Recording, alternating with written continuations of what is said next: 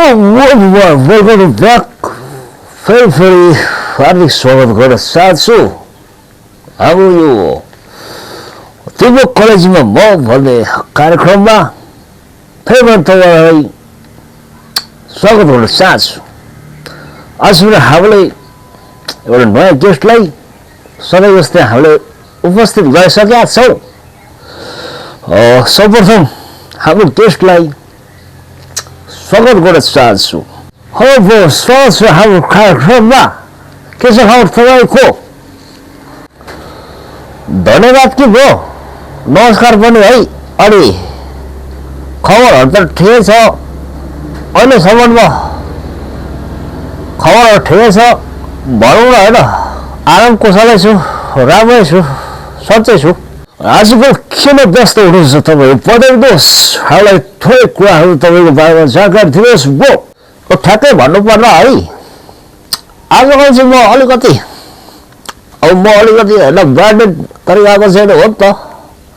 त्यस कारणले गर्दाखेरि चाहिँ सामाजिक काममा होइन, सामाजिक काममा चाहिँ अलिकति अनि समसामयिक काम साथै राजनीतिमा अलिकति चाहिँ नि म अलिकति व्यस्त छु भन्ने कुराहरू हो।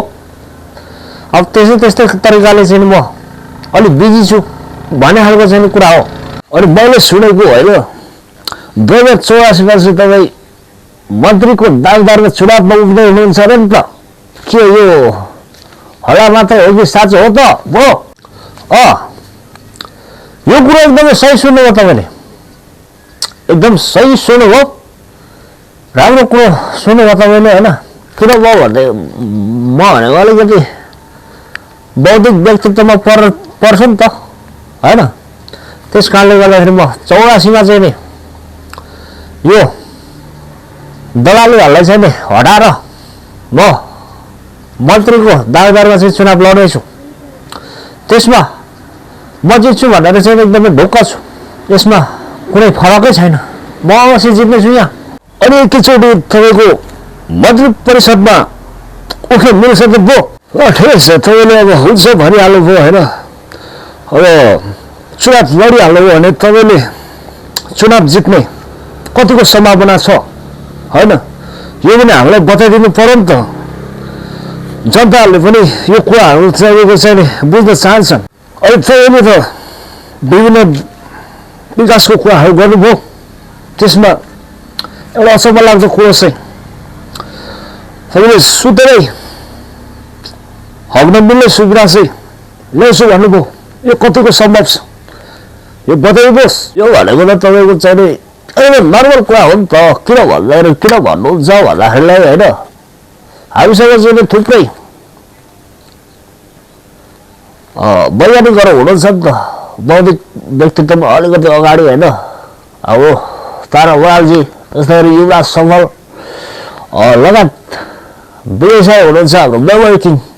उहाँहरूलाई चाहिँ एकदमै सहजै रूपमा यो उहाँहरू भएपछि त सम्भव नहुने भन्ने कुरै भएन नि त हजुर। त्यस्तो कुराहरू छ नि त हामीसँग होइन, विभिन्न टेक्नोलोजीहरू छ। त्यो भएको कारणले गर्दाखेरि चाहिँ यो एकदमै इजिली नर्मल कुरा हो। ल ठिकै छ होइन। अब तपाईँहरूसँग विभिन्न खालको चाहिँ नि वैज्ञानिकहरू मेमोरी किङहरू हुँदो रहेछ, विजय साई पनि हुँदो रहेछ। के उहाँले यो काम गर्न सक्नुहुन्छ त? तपाईँलाई के लाग्छ? होइन मैले भनिरहेको छु त, उहाँले काम गर्नु नसक्ने भन्ने कुरै हुँदैन नि त होइन। एकदमै सहज र सही तरिकाले होइन।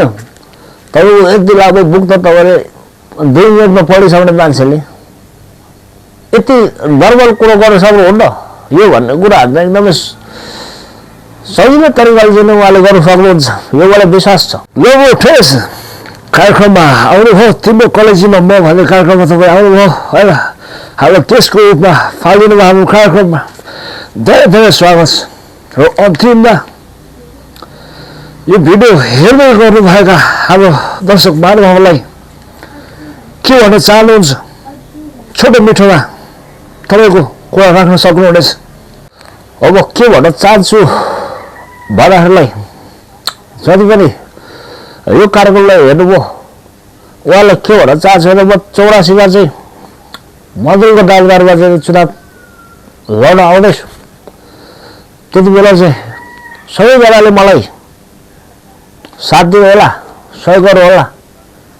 तपाईँको चाहिँ पैसा र बासु चुक्न बासे नभुल्नु होला भन्दै बिराउन चाहन्छु। नमस्कार। होस् त आदरणीय दर्शकहरू, तिम्रो कलेजीमा म भन्ने कार्यक्रमको साथमा हाम्रो गेस्टको साथमा हामी बिराउन चाहन्छौँ। अर्को भिडियोमा हामी पुनः नयाँ गेस्ट लिएर आउनेछौँ। तबसम्मको लागि बिराउन चाहन्छौँ। हस्त नमस्कार।